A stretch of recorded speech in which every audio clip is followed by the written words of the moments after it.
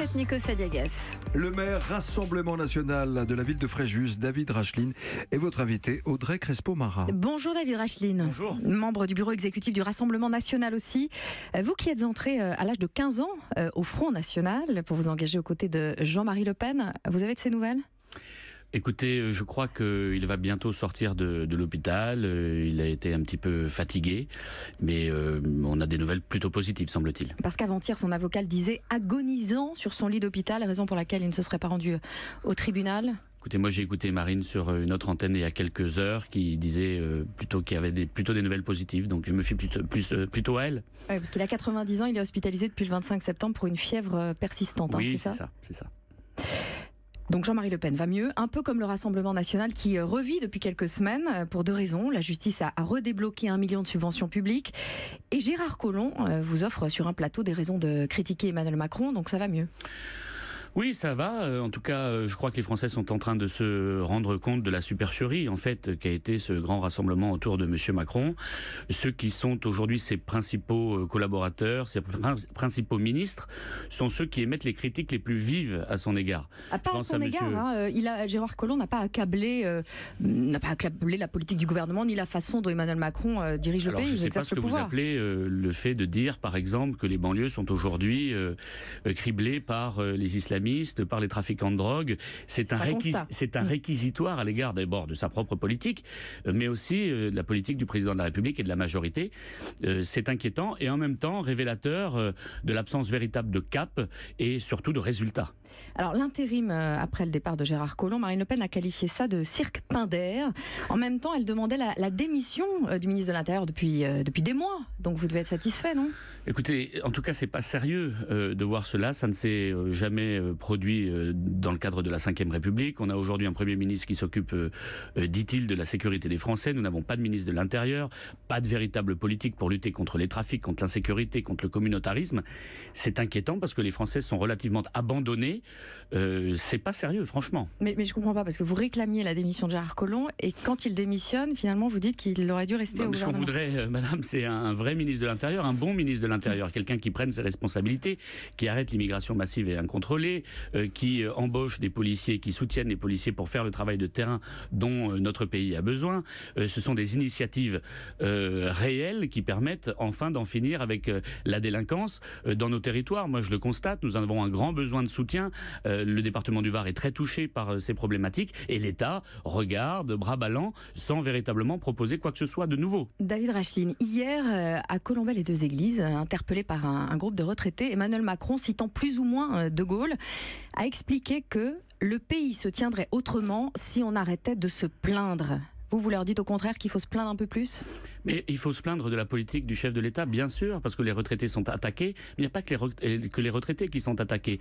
Monsieur Macron casse tout sur son passage. Il casse les services publics, la SNCF. Il casse les retraites de nos retraités. Il produit misère et pauvreté avec un modèle économique qui ne fonctionne pas et dont nous allons parler pendant les élections européennes. Alors vous avez vu, l'INSEE parle d'une hausse de pouvoir d'achat de 1,3% quand même à venir. Oui, enfin nous verrons cela dans les prochains mois. En tout cas, aujourd'hui, la réalité, c'est qu'il n'y a pas cette évolution économique positive que nous attendions. Au contraire, les difficultés sont là et bien là. Les délocalisations se poursuivent. Il n'y a aucune protection pour protéger nos travailleurs et nos entreprises de la concurrence déloyale, par exemple. Et donc, on attend d'initiatives du président. Les Français se plaignent. Ils ont raison de se plaindre. David Racheline, Nicolas Dupont-Aignan a annoncé que se ralliaient à lui pour les européennes 2 députés européens du Rassemblement National, 5 conseillers régionaux, après le ralliement du député européen du Rassemblement National, Bernard Monod. Dites donc, chez vous aussi, on quitte le navire ? Non, on ne quitte pas le navire. Les 2 députés européens dont vous parlez ont fait une déclaration hier pour dire qu'ils appelaient à un grand rassemblement, mais qu'ils souhaitaient que ce rassemblement se fasse autour du Rassemblement National. Parce que vous les avez grondés et menacés, donc ils sont revenus. On a grondé et menacé personne. Je crois qu'ils sont fait un petit peu peut-être dupés par Monsieur Dupont-Aignan. Enfin, en tout cas, ce qui est sûr, c'est que nous arrivons à ces élections européennes avec d'excellents sondages. La campagne n'a pas commencé et pourtant nous sommes déjà à égalité avec le parti aux responsabilités, au pouvoir de M. Macron, et nous allons continuer à défendre le nouveau modèle que nous proposons, ce modèle qui va protéger l'Union européenne, protéger l'Europe, plutôt que la détruire comme le font aujourd'hui ceux qui sont aux responsabilités. Nicolas Dupont-Aignan, il a lancé un appel à Marine Le Pen pour qu'elle se rallie à la liste commune que lui conduira aux européennes. Il vous a soutenu à la présidentielle, donc ça s'appelle rendre l'appareil. Non, M. Dupont-Aignan était le bienvenu dans le cadre, est toujours d'ailleurs le bienvenu dans le cadre d'un grand rassemblement. Mais il ne peut pas parler de rassemblement et se rassembler qu'avec lui-même. La réalité, c'est qu'aujourd'hui, nous avons l'ambition de créer effectivement une grande liste de rassemblements avec des personnalités diverses, variées, de la société civile, d'autres mouvements politiques. Mais pour cela, il faut discuter, il faut se parler, et c'est ce que nous sommes en train de réaliser, un vrai travail de fond qui doit nous permettre d'arriver en force au Parlement européen pour changer l'Europe en profondeur. Force, pourquoi pas unir vos forces avec celles de Dupont-Aignan? En janvier dernier, vous étiez même favorable à ce qu'il soit tête de liste pour représenter vos idées aux européennes. Donc vous avez changé d'avis? Non, mais vous savez, encore une fois, non, je n'ai pas changé d'opinion. Je pense qu'il aurait pu l'être, mais fallait-il encore qu'il ouvre la porte, que nous soyons en capacité de discuter. Ça n'est pas le cas aujourd'hui. Il a annoncé sa candidature avant même que nous en discutions. Mais Marine Le Pen ne va pas conduire de liste, David Rachline. Pourquoi ne pas rallier celle de Nicolas Dupont-Aignan? Nous aurons une liste autour du Rassemblement national, je vous l'ai dit, avec des personnalités issues de la société civile, d'autres mouvements politiques, qui sera extrêmement large. Elle est aujourd'hui à 22%, elle est incontournable cette liste, et c'est donc avec celle-là qu'il faut parler.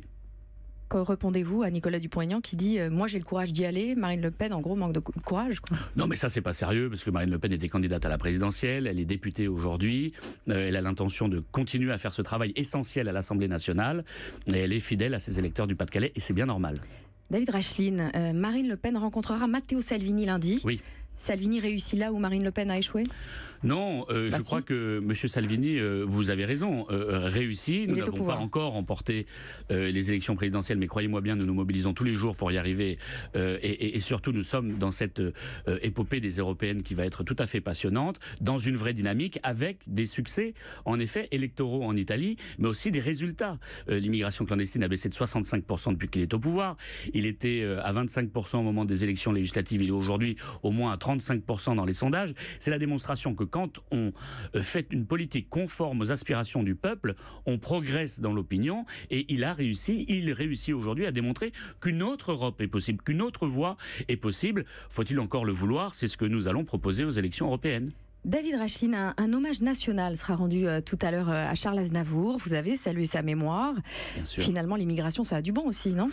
Oh, vous savez, je crois qu'il était un très grand Français, sans doute attaché à ses origines, mais un poète qui a fait valoir la langue française dans le monde entier. C'était probablement l'un des plus grands des Français. Donc moi, je suis très heureux de cet hommage. Il le mérite amplement. Et on est toujours l'immigré de quelqu'un. Vos grands-parents venaient d'Ukraine. c'est pas le sujet, mais, si, un peu. mais si vous voulez, moi, ça ne me pose aucune difficulté. Moi, je crois que la France a réussi en effet à assimiler énormément de personnes. Tant mieux. Aujourd'hui se pose la question, en effet, de cette assimilation, en effet, de cet amour de la France, qui n'est pas partagé par tous, malheureusement. Monsieur Aznavour partageait, lui, cet amour de la France. Merci, David Rachline. Merci à vous. Audrey Crespo de Mara pour l'interview politique de la matinale, c'est tous les jours à 8h15. Vous parliez d'immigrés? Une petite particule en plus pour moi. Merci. Allez, dimanche à 10h, l'invité du grand rendez-vous européen, c'est Les Échos. Ce sera le ministre de l'économie et des finances, Bruno Le Maire. Europe 1. Il est 8h.